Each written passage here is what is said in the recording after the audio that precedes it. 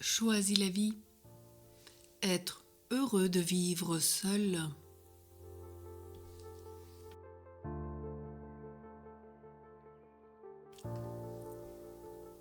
Quel bonheur d'être seul et d'être vraiment soi-même. Il faut parfois des déchirements, des séparations douloureuses pour parvenir à se construire réellement, à ne plus être dépendant des autres. Et parfois être célibataire est plus sage qu'être dans une fausse relation. L'autonomie trouvée ou retrouvée, être seul est bien. Avoir découvert le bien de Dieu en soi qui cherche à faire du bien autour de soi. Avant, tu avais peut-être peur de la solitude.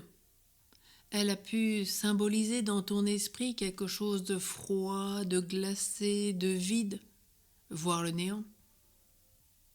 Maintenant que tu renais, que tu deviens profondément quelqu'un, tu découvres que tu as un besoin vital de te ressourcer, de te refaire.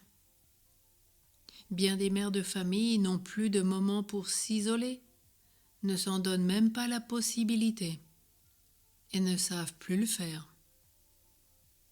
De nombreux pères passent de la vie professionnelle à la vie familiale sans coupure. Fais-tu partie de ceux-là ? Il faut parfois s'être laissé envahir par trop d'encombrements, d'activités, de responsabilités pour aspirer au silence, à la solitude habitée par Dieu, par la création tout entière.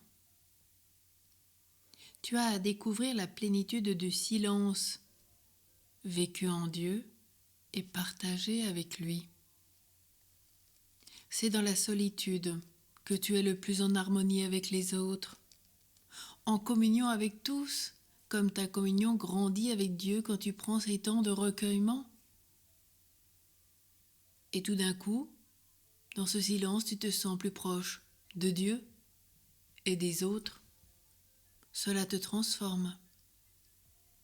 Et peut-être toi qui vivais mal ton célibat, aujourd'hui, tu es heureux de vivre seul. Tu as découvert la plénitude de ta vie qui est toujours habitée. Et tu n'es jamais seul, car Dieu est là. Il t'accompagne dans ton célibat choisi ou pas, dans ton veuvage, dans tout ce que tu vis, dans tes séparations. Vis ce moment comme à la fois ce temps de la transformation, ce temps de la grâce, où tu peux te construire réellement